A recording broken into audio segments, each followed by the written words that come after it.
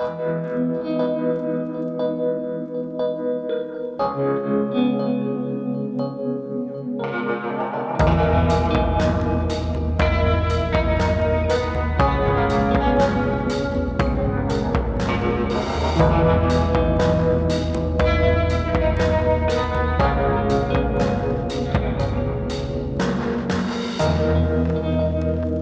quite happy that I always knew what I wanted to do.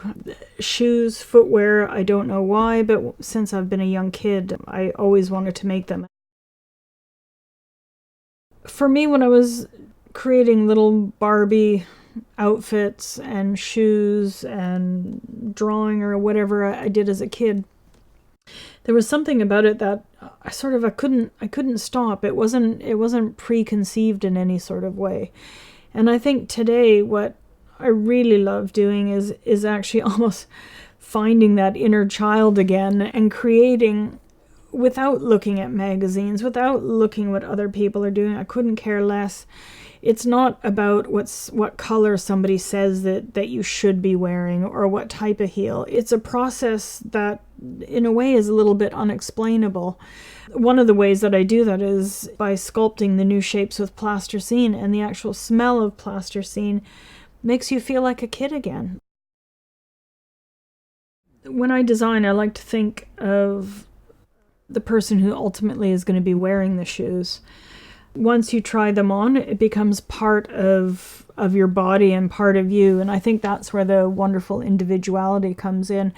And if you think about your leg coming down from the calf into the ankle and then back down around, down the heel, it's, this is sort of a line of symmetry that for me, it's important to think about the person. There's nothing more unattractive than a woman hobbling down the street.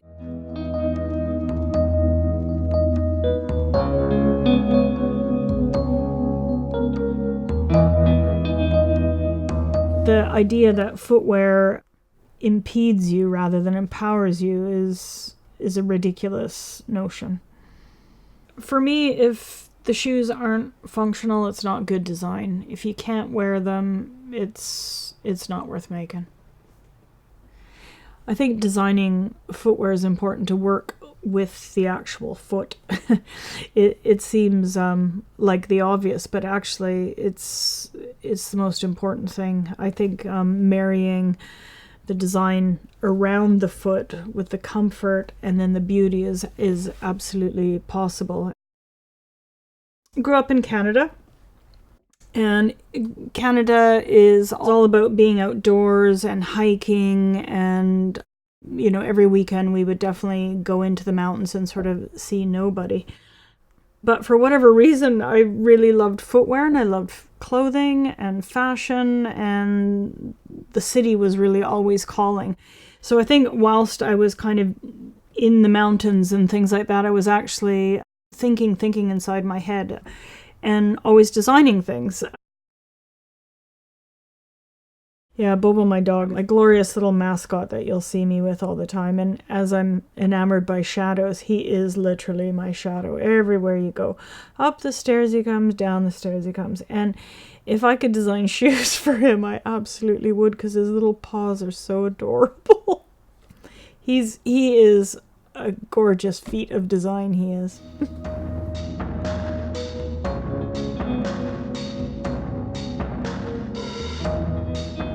Fashion is dictated by trends and colors, and there's companies that are saying that you should do this and you should do that. And I think real true timelessness is when you work outside of those confines.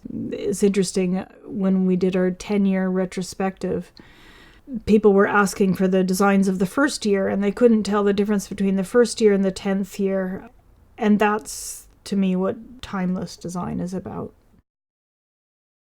Yeah, when I open the shops, I like to think of them as galleries, and it's where you can have an ever-changing display of whatever's going on. We've had artist collaborations, we've had trees growing, we've recently grown mint that have turned into mojitos. It's a place that you discover It's a place where you walk in the door, you don't know what you're going to find, and it's about opening your mind to seeing new things. I think it's important that the shops still have that human element to it. I want to make eye contact with people. I think if you're offering up something that you've personally designed and made, then that's a conversation. And for me, if you look at a shoe, it's like a piece of sculpture. You know, it's beautiful from all the different angles. So why wouldn't you hang it? Why wouldn't you actually see it in motion, flowing, you know, through the air, and just sort of create a space where you're actually having fun in it, and that celebrates the thing that you're buying. When I first created the shop in Marylebone, that was definitely one of the things that we began with, and we still do today, is hang the shoes from the ceiling. And you'll get women in there throwing the shoes back and forth and really having good fun with it. And your shoes are constantly moving on your feet. Why wouldn't you buy them in a space that has that same sort of movement?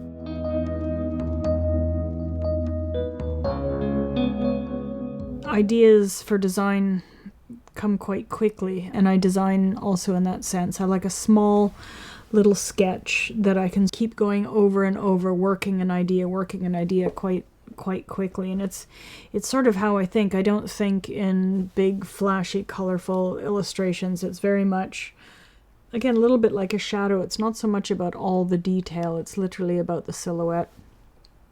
When I'm designing, I love a sticky note where you can design a small little shoe, stick it up. Design a small little shoe, stick it up. And it becomes this collection of quick silhouettes again, like of quick shadows of what the shoe is. You'll never see me, you know, with a pack of felt doing some fantastical drawing, because I don't think people wear that. I think people, you know, we are everyday creatures, and I think the design has to be done in a way that you can relate to on an everyday level. One of my favorite designs is the big top, and I really love the aspect that this portion of your foot, if you know what I mean, on top, there's never any airplay, and to me it just seems like a perfect graphic void that could be filled, and a circle fits absolutely perfect in there, and it's an disaster to try and make in production, and the factory hate me for it, but that even makes it more beautiful. Our longest running design has been the Geek, and it's just a very simple derby, and in fact, when you put the pair together, the shape becomes one fluid shape, and it's a rubber sole that you can walk and walk and walk in. It really, really performs. And we do it in limited edition colors throughout the seasons. One of the favorites that actually started out as limited edition, and now we do it all the time, is the gray reflective, and it has so many different lives to it. It's light gray, it's matte gray, it's concrete, but then at the same time, depending on the angle that you're viewing it or other people around you are seeing it, you get an incredible brilliance, and it comes to life in surprising different ways. The heel that comes down in one piece, we pioneered that sort of 15 years ago, and it came from the idea that shoes should be more like clothing.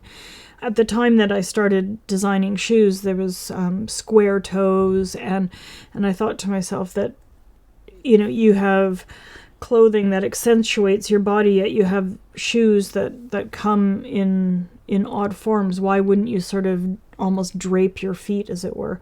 So that's when we started to include the heel as part of the silhouette. Also, looking at shadows, I think it's one of the most beautiful things when you see the outside line of something, and without any detail on the inside, of course, because it's just a shadow of. And that's how I think about the shoes as well. We're always trying to eliminate lines, trying to get it as clean as possible, so that it does really become more about the shape.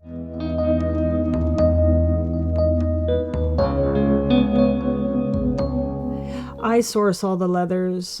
either from local tanneries or my favorite is in Italy. The Italian leathers are incredibly expensive, and that's probably the thing that actually determines the price of the shoes more than anything. But I think it's really important. Some have said that my designs are familiar yet futuristic, and I think one of the things that I look at when I'm designing is having an element of something familiar, but then adding in a little bit of the old craftsmanship. It scares me to think that we won't have that the day when you're working with leather, and just how long shoes have been in production.